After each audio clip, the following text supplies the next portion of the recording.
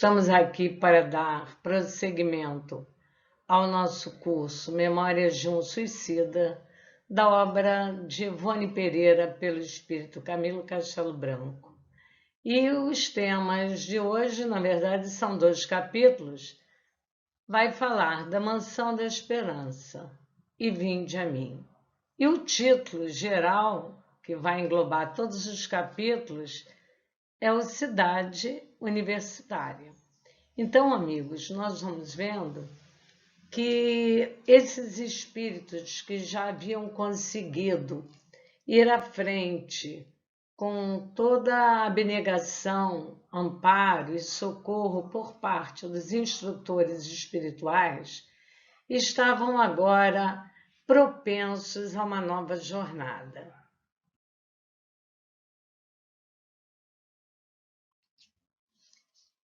Então vamos fazer a nossa prece.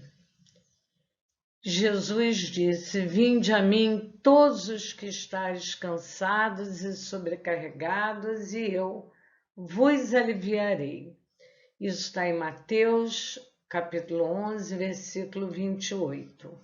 Então, nós que somos pedintes, estamos aqui agradecendo muito a Deus, que é o nosso Pai de amor e bondade, a Jesus, nosso irmão maior, a Maria, nossa mãe, e a todos os espíritos amorosos que nos socorrem sempre que precisamos, e especialmente a irmã Maria Angélica. Então, nós pedimos mais uma vez que recebamos muitas intuições, muita força, muita coragem para prosseguirmos no caminho do bem. Dessa forma, pensamos em Jesus com os braços estendidos, dizendo: Vinde a mim, todos vós que estáis cansados e sobrecarregados, que eu vos aliviarei. Então, que nós possamos trilhar nessa caminhada em direção à lei de justiça, amor e caridade, sendo sempre socorridos e amparados, e que nós não entremos em aflições. Dessa forma, pedimos muito, então, que possamos usufruir bastante desses capítulos que ora estamos a levar à frente um estudo muito amoroso, graças a Deus. Então, amigos, a cidade universitária. Nós vimos na aula passada que a amiga Edna colocou tão carinhosamente, tão bem para todos nós, que alguns espíritos teriam que fazer opções, né? E no caso de Camilo, de João, de Belarmino, a opção foi estudar. E essa opção trazia consigo muitas novidades. Novidades essas que iriam envolvê-los de uma tal maneira e numa tal intensidade que a um determinado momento que um desses espíritos coloca, no caso Camilo, que teria que dedicar um capítulo especial para narrar tudo aquilo que estavam recebendo, a grandiosidade desse trabalho e a técnica, né, a tecnologia envolvida para que conhecimentos fossem ministrados. Então, a cidade universitária já traz uma paisagem diferente, né? As cores vão definir esse novo momento. Então, aquela atmosfera obscura, nebulosa, ela começa a ceder espaço para um visual que vai a cada vez mais enriquecer o olhar, né? Já em outros capítulos nós já tínhamos reparado que essas cores, através do visual representado, por exemplo, pelas flores, já davam espaço a um novo momento. Então, amigos, a cidade universitária está aí esse slide mostrando as luzes, né? Porque o saber, o conhecimento traz esse despertar, traz essa iluminação na mente de cada um. A Mansão da Esperança. Nossa, quando nós olhamos esse título, A Mansão da Esperança, nós já ficamos assim muito empolgados, porque a mansão, né? traz a ideia de uma casa muito grande, muito ampla, de compartimentos assim grandiosos e com o título Mansão da Esperança. Nossa, isso já coloca os nossos corações em motivação assim intensa. Nós não estamos falando aqui em riqueza material, nós estamos falando em beleza, sim, porque aos olhos vai atrair muito, mas estamos falando, sobretudo, do apelo dos conteúdos que serão ministrados na Mansão da Esperança. Então, queridos, é colocado no capítulo: em tudo desenhava-se augusta superioridade. Em relação a quê? A tudo aquilo que eles até então tinham visto, né? Então, nós vemos aí essa idealização da Mansão da Esperança e traz para a gente uma ideia, né, de uma grandiosidade assim, sem par. Doces registros. Onde? Na Mansão da Esperança. Que registros tão doces foram esses que empolgaram tanto os nossos amigos. Nossos aposentos, por exemplo, deitavam-se para o jardim. Descortinávamos um vasto horizonte da metrópole, marquetado de pavilhões graciosos como construídos em madrepérola. Olha que beleza, né? Se nós fecharmos os olhos, vamos perceber como era tudo muito delicado e de cujos caramanchões que os enfeitavam evolavam-se fragrâncias delicadas. Fragrâncias de quê? De flores. Está no plural, é que existiam vários tipos de flores. Isso vai construindo um cenário de delicadeza, de amorosidade e de condicionamento de um estudo que será altamente reflexivo para a mente e espírito de cada um. Tudo indicava que gravitáramos, segundo nossas afinidades, para uma cidade universitária, onde ciclos novos de estudo e aprendizado se franqueariam para nós. Então, é a cidade universitária que está sendo demonstrada aos poucos para esses espíritos. Paisagem amena e sedutora, em que edifícios abertos lembrariam o padrão de uma civilização que nunca se iria concretizar nas camadas terrestres. Enfim, avenidas imensas rasgavam-se entre arvoredos majestosos e lagos docemente encrespados, orlados de flores. Então, nós já podemos construir essa imagem de avenidas largas, imensas, rasgando-se entre os arvoredos majestosos, árvores grandes e lagos docemente encrespados, como se uma brisa suave soprasse, orlado de flores. Então, visual extremamente convidativo e enriquecedor para o estudo. Continuamos com as doces surpresas. Por quê? Emocionados, detivemo-nos diante das escolas. Os letreiros descritivos, moral, filosofia, ciência, psicologia, pedagogia, cosmogonia, até uma língua nova, uma só língua, uma só bandeira, um só pastor.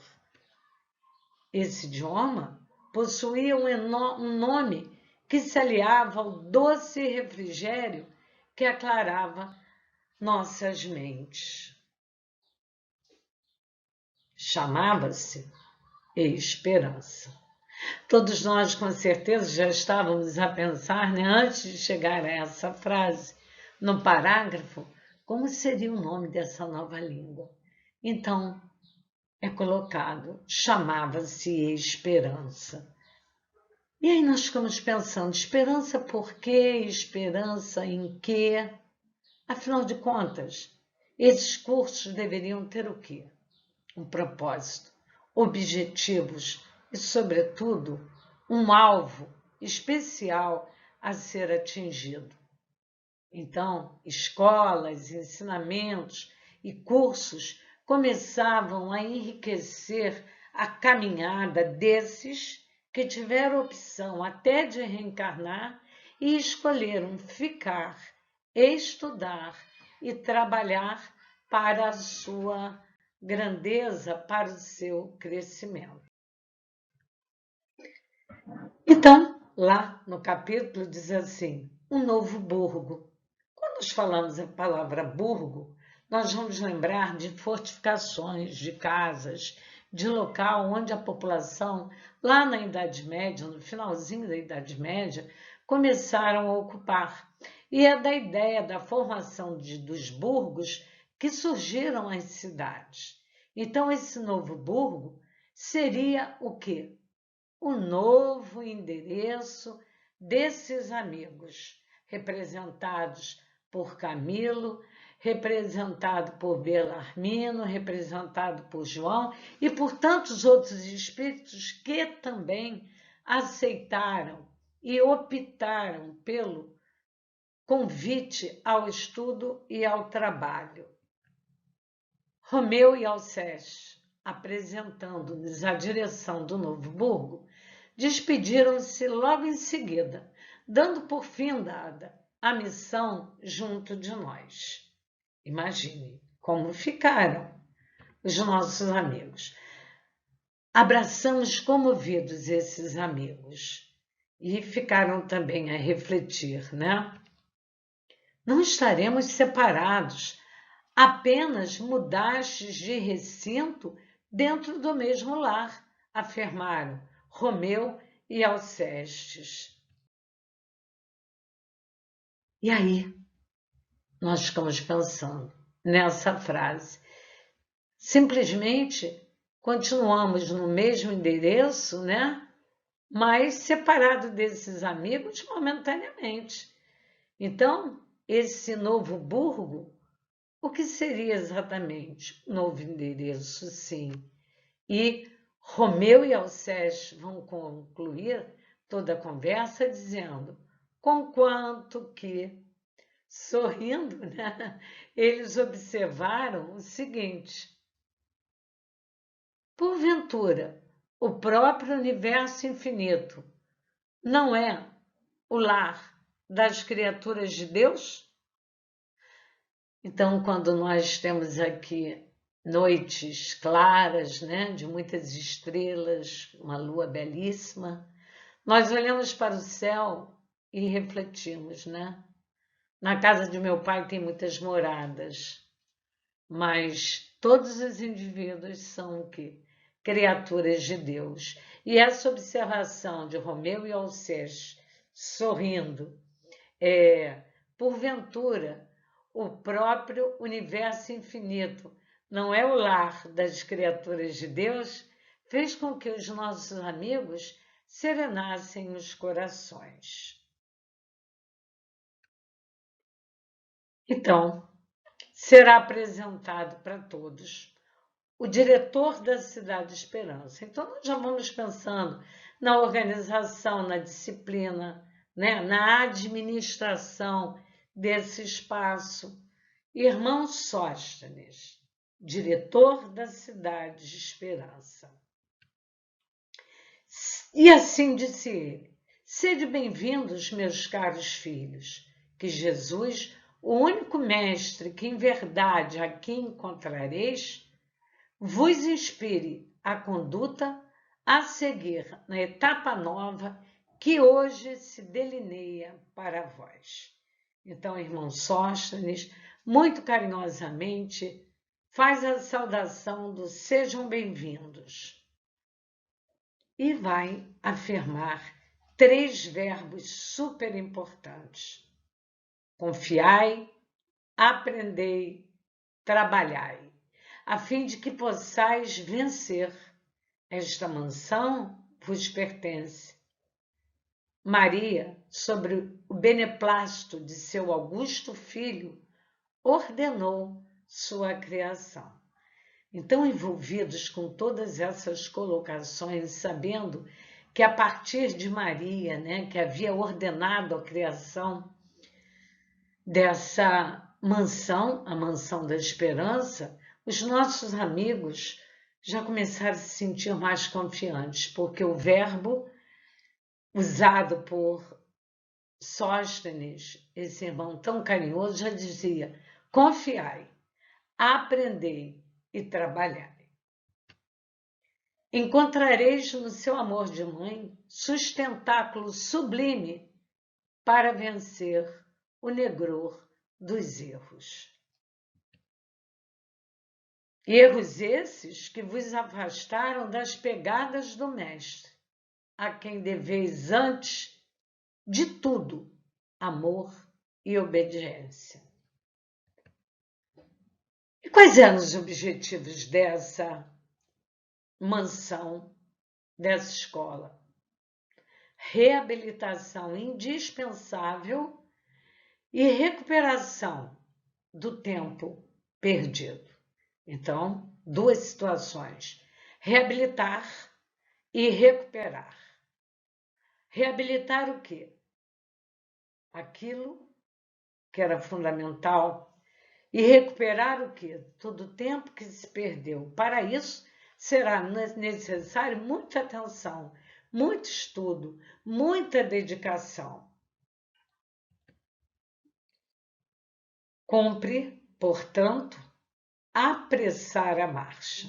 Então, era necessário, era urgente, urgentíssimo, que essa marcha fosse acelerada para que os objetivos fossem alcançados.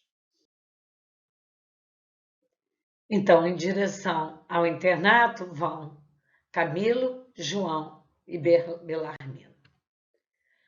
Lágrimas umedeceram as nossas pálpebras. Por quê? Éramos meninos tímidos. Nos conduziram ao internato, onde deveríamos residir. E eles pensavam: o que será esse internato? Aqui e ali, pelos parques, deparávamos turmas de alunos ouvindo seus mestres sob a poesia dulcíssima de arvoredos frondosos. Atentos e inebriados com tudo isso, os três se colocaram à disposição. A importância desse cenário com árvores, flores, iam compondo uma atmosfera favorável ao estudo, ao aprendizado, ao aprimoramento, ao resgate de tudo aquilo que havia sido perdido. Senhoras transitavam pelas alamedas acompanhadas de vigilantes severos, como, por exemplo, Marie de Numier. Essa personagem aparece em um dos livros da dona Ivone Pereira. E, absurdos, consentíamos que a imaginação se desdobrasse pelas sugestões. Quando, de mansinho, alguém tocou o meu ombro. Quem está falando é Camilo. Então, vamos ver quem foi que tocou carinhosamente o ombro. E aí eu dei o título para esse slide de convocação honrosa. Por quê? Voltei-me bem assim, meus companheiros mais afins, reduzidos agora a João e Belarmino, vistos que os demais se haviam internado no recolhimento. Duas damas achavam-se ao nosso lado, convocando-nos para uma reunião de honra. Seríamos apresentados aos nossos novos mentores, aqueles que fariam nossa educação definitiva. E nós já estamos aflitos, naturalmente, lendo o capítulo, ou ouvindo agora, né? Quem seriam esses novos mentores, esses novos guias? Esses nos zelariam paternalmente até findar o curso de experiências renovadoras, que urgia levássemos a efeito em próxima encarnação, nos planos terrestres. Confessamo-nos encantados.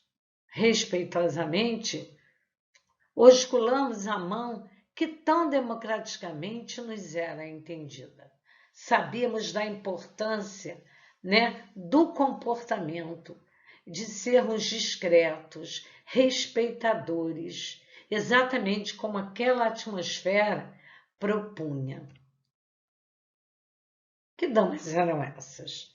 Rita de Cássia de Forjais Frazão, jovem menina, e Doris Mary Steele, senhora, aquela que serviu de mãe de Joel, lá no departamento hospitalar.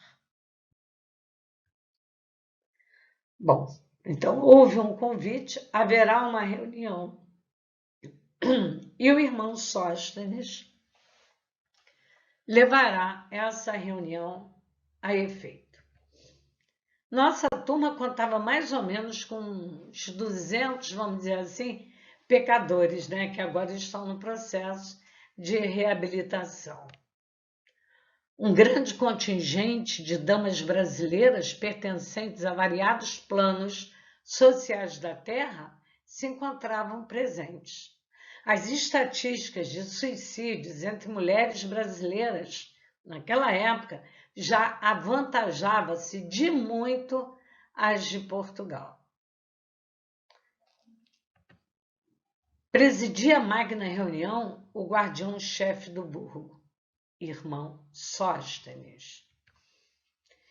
Iniciando-a, exortou-nos a homenagem ao Criador. À sua direita, um ancião. À sua esquerda, outro iniciado com seu perfil hindu clássico, porém mais jovem. A um sinal do irmão Sóstenes, iniciou-se a chamada dos pacientes. Nossos nomes, registrados no volumoso livro de matrícula, ressoavam um a um. Então, todos foram sendo individualizados, seus nomes colocados no ar, cada um ouvindo o seu nome, percebendo a organização dessa reunião e, naturalmente, os objetivos que a levaram a ser organizada. O discurso de honra. Intitulei assim esse slide, amigos. Então vamos. Iniciais neste momento fase nova em vossa existência de espíritos delituosos, meus caros amigos. Dentre tantos padecentes que convosco chegaram a esta colônia, fostes os únicos a atingir condições indispensáveis às lutas do aprendizado espiritual que vos conferirá base sólida para a aquisição de valores pessoais nos dias por vindouros. Sereis matriculados em vossas escolas, uma vez que apresentais o necessário desenvolvimento moral e mental para a aquisição de esclarecimentos. Então, nesse início do discurso já ficou bem claro por que tinham sido convocados, por que estavam ali, quais eram as condições exigidas e que esses amigos já as portavam. E essa colocação é muito carinhosa e muito chamativa, Não sois condenados irremissíveis. Olha a esperança que brotou ainda mais nos corações de quem estava ouvindo. Sabe aquela situação de, não tem jeito, aí não tem mais jeito. Quem escuta isso não tem realmente vontade de melhorar. Mas não sois condenados irremissíveis. nos faz lembrar aquela máxima que sempre ouvimos: o amor cobre 1.000.000 de pecados. E para Deus há sempre uma oportunidade dada a nós, né, por Ele. Então, amigos, vamos em frente. Objetivos do curso: reeducação moral, mental e espiritual. Preparação para novos ciclos de aprendizagem. Certificados de reabilitação. Não estariam ali apenas estudando, seriam inclusive certificados do conhecimento adquirido.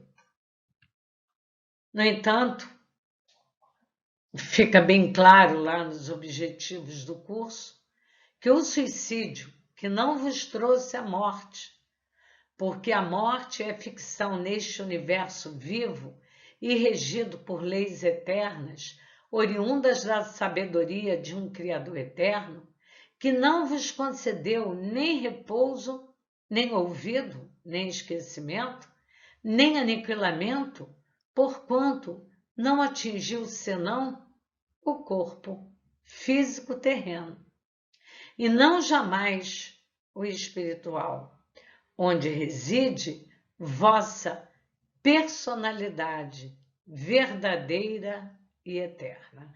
Então, é um chamamento sempre lembrando que o suicídio não resolver absolutamente nada, não pusera fim a esse corpo espiritual. E ainda mais disse: e advirto-os, meus amigos, que na luta empreenderdes, mais de um século presenciarás as lágrimas que derramareis sobre as consequências do execrado ato de desrespeito a vós mesmos como a Deus. Então, essa advertência, ela vem a dar mais força ainda, que durante algum tempo, né, aquelas lágrimas que derramareis sobre as consequências, elas vão incidir em cima desse ato sobre eles e sobre Deus, né? Então, é uma advertência muito importante.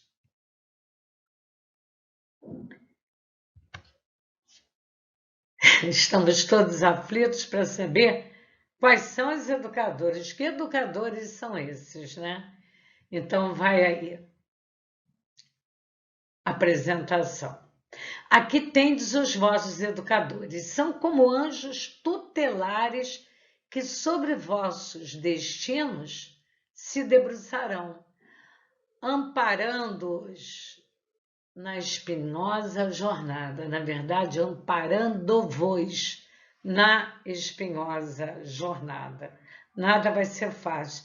Não há nenhuma promessa de terceirização. Vai ser tranquilo, porque se assim fosse, qual teria a importância, né, de todos esses momentos passados por esses espíritos nos diversos departamentos locais dessa colônia? À minha direita, Epaminondas Vigo. Vem desde o Antigo Egito até os sombrios dias da Idade Média. À esquerda, tendes Soria Omar, antigo mestre da iniciação em Alexandria, lá no Egito. Foi filósofo na Grécia. Mais tarde, ei-lo reencarnado na Judéia. Então, nós já vimos dois educadores.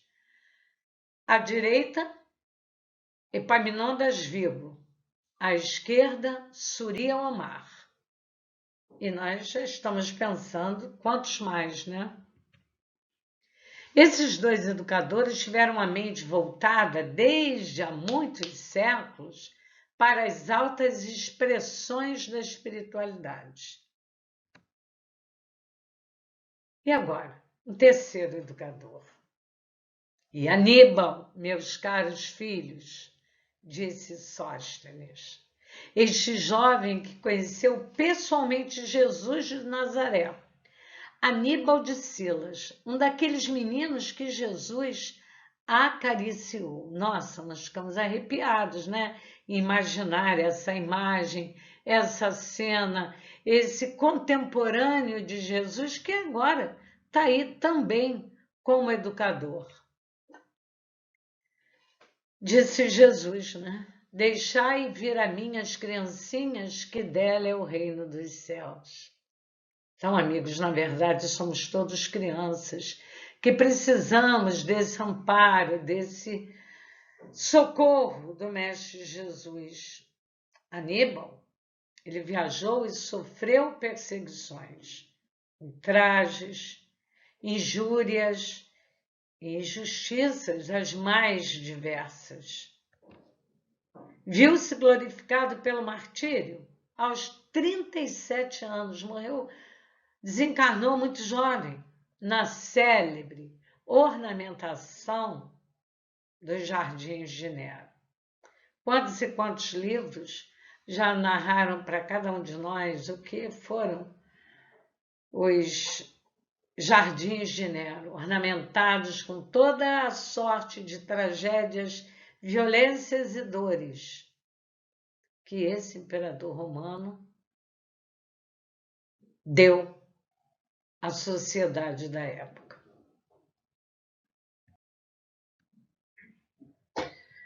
Muito bem, então, amigos. Aí está uma imagem de vinde a mim, todos vós que estáis aflitos. E nós sabemos que Jesus prosseguiu dizendo que aliviaria todo o peso, todo o fardo, todas as dores. Mas que para isso nós precisávamos e precisamos ir em direção a Ele. Nós não podemos terceirizar essa caminhada. Jesus, quando estica os braços, espera que caminhemos na sua direção, em sua direção. E o irmão Sóstenes continuou dizendo: como vedes, toda ajuda que a lei permite no vosso deplorável caso, a vós será facultada pela magna direção da colônia correcional que vos abriga. Avante, pois, caros amigos e irmãos. Olha que pedido, né? Que um pedido ordem. Avante, pois, caros amigos e irmãos, encorajados e decididos para a batalha que vos concederá a libertação das graves consequências. Ora, o grupo formado por mim, Belarmino, João Azevedo e outros, fomos encaminhados para o nobre edifício em que funcionavam as aulas de filosofia e moral. Suave comoção, as fibras do nosso ser foram envolvidas. De repente, o tilintar de um macio sino, de uma campainha, despertou a nossa atenção. Era o jovem mestre Aníbal, seguido de 2 adjuntos, Pedro e Salúcio. Os adjuntos ligaram a cadeira na qual Aníbal já se sentara.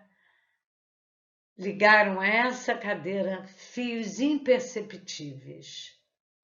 E se está ligando a cadeira a fios imperceptíveis, é que alguma coisa aconteceria. Vamos orar, meus irmãos.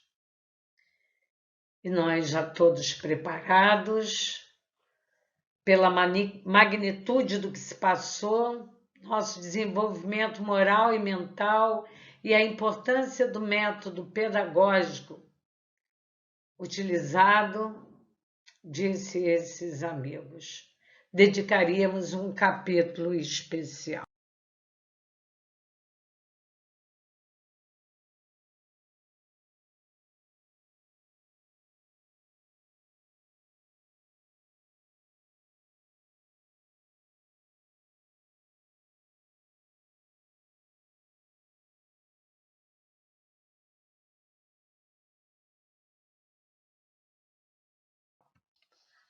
Então, esse capítulo, vinde a mim. Jesus colocou isso. envolve a colocação de Aníbal, né? Que entrou a comentar a urgência de cada um de nós, como de toda a humanidade, quer do plano físico terreno ou do invisível inferior e intermediário, se reeducar sob a orientação das fecundas normas cristãs. Então, amigos, está aí uma imagem, né, que traz serenidade para que possa acontecer realmente a educação moral, espiritual de cada um de nós e da humanidade inteira. Porque essas observações de Aníbal nos trarão não existir misticismo supersticioso, nem fatos miraculosos e anormais na epopeia do cristianismo.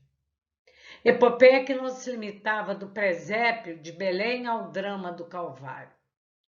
O cristianismo, doutrina universal, cuja origem se fixa nas próprias leis sempiternas, quer dizer, eternas, possuía bases práticas por excelência, trazendo por finalidade a recuperação moral do homem para si mesmo e para a sociedade em que for viver. Lembrou que os homens terrenos projetaram sombras sobre os ensinamentos do Mestre Jesus.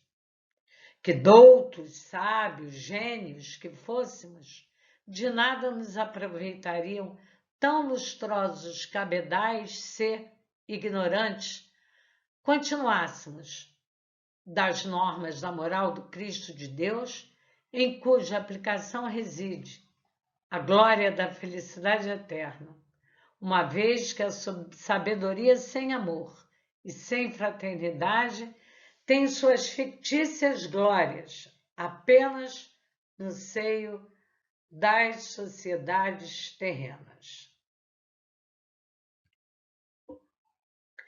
A vida de Aníbal, traduzidas em imagens e cenas refletidas na tela miraculosa. Nós já entendemos que fios foram fixados à cadeira onde Sóstenes estava e Aníbal, né? E agora nós vamos ver essas imagens e cenas refletidas. Não apenas a existência última de Aníbal em terras da Itália durante a Idade Média, mas as variadas migrações terrenas no giro evolutivo. Enquanto falava, a realidade de suas transmissões terrenas e espirituais se reproduziam ali para nós. Tão verídica nitidez que nos julgaríamos como coparticipantes. Tamanho envolvimento mental. Ao cessar o dramático desfile, o belo instrutor adolescente surgiu ao nosso entendimento como ser amado, de quem nunca mais nos desejaríamos apartar. As cenas que acabaste de assistir não é senão um espelho singular para vós, desconhecido, no qual deixei que se refletisse minha própria alma. Que mecanismos foram esses? O nosso amigo Aníbal vai dizer: todos os filhos do Altíssimo, ao viverem as existências planetárias como as espirituais, imprimem nos escaninhos de sua alma, nas camadas profundas da consciência, toda a grande epopeia das trajetórias testemunhadas, as ações, as obras e até os pensamentos que concebem. A esses mecanismos nós chamamos de projeções. E aí no capítulo diz: é uma operação melindrosa que acabais de ver, exige sacrifício por parte de quem atenta. Meus irmãos de ideal aqui presentes e meus discípulos forneceram-me fluidos magnéticos necessários à corporificação das imagens e a reprodução dos sons, a fim de que meu esforço não fosse demasiado e envolvidos no ambiente dominado por ondas especiais de um magnetismo superior, que é o nosso principal elemento, o magnetismo superior. Vós mesmo vos sugeristes a convicção de que comigo viveste minhas vidas, quando a verdade era apenas que assistireis ao desenrolar do pretérito em meu ser depositado. Participo-vos em tempo que não tardareis a conhecer as mesmas experiências. Essas aulas foram sobre o quê? Explanações sobre as causas da vinda de Jesus à Terra, desfile das civilizações, como conceituou Aníbal, um mundo sem aquecedor à luz de um globo solar, um coração vazio da força impulsionadora da esperança.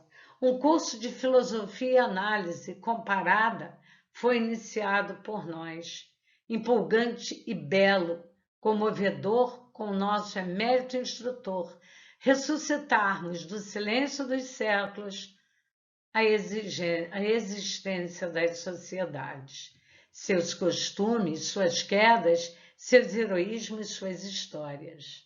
A história, a luz espiritual. Ao nosso entendimento se apresentou a vida da humanidade desde os primórdios. A história magnífica do crescimento das sociedades que lutaram sobre a crosta do planeta, que ali iniciaram o próprio desenvolvimento moral e mental, que nasceram e renasceram muitas vezes e depois foram atingindo ciclos melhores em outras moradas do universo, assim dando lugar a outras falanges, a outras humanidades, as quais lutariam através de renascimentos em busca da perfeição. Impossível se tornou permanecermos indiferentes, qual o observador frio que apenas estuda o cadáver. Jesus, o doce rabi da Galileia, Aníbal apresentou-nos a figura inconfundível, a figura inesquecível do meigo rabi da Galileia, por meio das lembranças reproduzidas na tela mágica, com um colorido vivo e sedutor da realidade. As cenas descritas pelo expositor, que tão bem conhecera a época do advento da Boa Nova, do Reino de Deus, mostravam com clareza impressionante as prédicas inesquecíveis do divino mensageiro. Os discursos sugestivos, as lições resplandecentes da mais elevada e pura moral lançada aos ares da Galileia, da Judéia, de toda essa região da Palestina muito oprimida. Tínhamos a impressão de estarmos ouvindo proferir o sermão da montanha. De outra vez, eram as margens do lago Tiberíades, era Genezaré, era Judéia ou Galileia, como se também seguíssemos. Outras informações também serão passadas a nós. Não apenas a terra receber as alvíceras da Boa Nova, mas também o astral inferior. Se tratava de local onde os infortúnios e as calamidades de ordem moral são intensas e profundas. Soar o momento em que a doutrina grandiosa seria devidamente alçada para o conhecimento de todas as camadas sociais. Para isso, a terceira revelação de Deus aos homens era já fornecida à humanidade em nome do Redentor.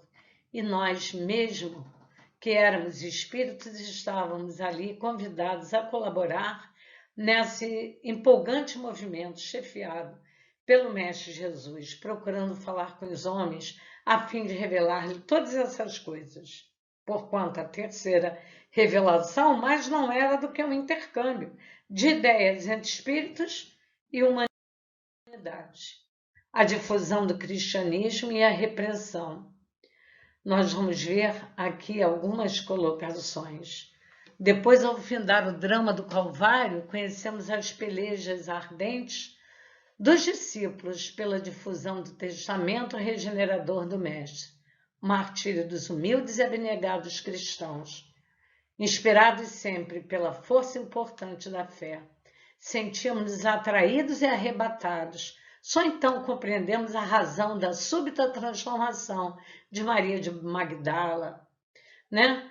De Saulo de Tarso, e o que dantes nos parecia mito, lendas orientais, místicas, esse admirável recurso requereu de nossa boa vontade e esforços de abnegação do nosso preceptor espiritual.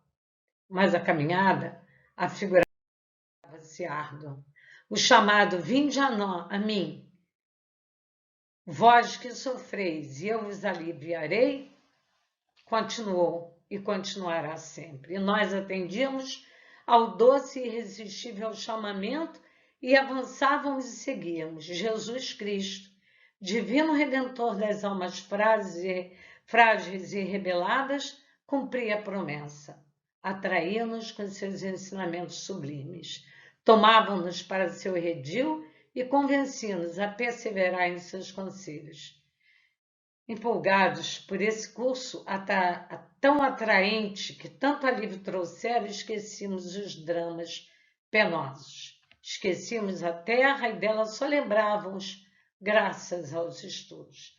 Não raramente recebíamos a visita de outros instrutores que explanavam conceitos e apreciações sobre as doutrinas e normas cristãs, com uma ardência incrível, arrebatadora e sublime, nos cativavam cada vez mais. E tinham momentos em que nós íamos refrescando a nossa caminhada. Encontrávamos no parque, acentuava-se a penumbra, era a hora do Ângelus. Lá do templo, situado na mansão da harmonia, partiu um convite às homenagens. Às 6 horas da tarde, lembrávamos de Maria de Nazaré, momento que a direção rendia graças ao Eterno pelos favores aos abrigados naquele recinto, bendizendo a solicitude do bom pastor em torno das ovelhinhas rebeldes tuteladas da legião de sua mãe amável e misericordiosa e piedosa. A blandícia daquela oração despertava em nossas mentes as mais ternas recordações. Chorávamos, e saudades muito pungentes da família do berço natal, do lar que havíamos menosprezado, dos entes queridos e amigos. Orávamos. Se avolumava a necessidade imperiosa de nos tornarmos dignos dessa misericórdia que amparava todos. Então, amigos, vamos encerrando o nosso estudo, fazendo dessa canção Doce Maria nossa prece de encerramento. Doce Maria, suave lírio de luz, vem ouvir nossa prece, perfumar nossa messe, doce Mãe de Jesus. Venha, ó Maria, socorrer os que sofrem, peregrinos da dor, suplicando teu amor. Doce Maria, cheia de graça, vem ouvir este hino, amparando os enfermos com teu manto divino. Agradecemos a Deus, ao Mestre Jesus, seu Filho, nosso irmão maior, a Maria, sua mãe, que nos socorre e ampara, a doce irmã Maria Angélica, aos espíritos amorosos aqui reunidos, pelo tempo reservado a esse estudo, que possamos retornar semana que vem, no mesmo horário, envolvidos pelo doce amor de Maria. Boa noite, amigos, e que na próxima aula, no próximo capítulo, estejamos prontos para ler e estudar. Homem, conhece-te a ti mesmo. Graças a Deus, uma boa noite. Fiquemos em paz.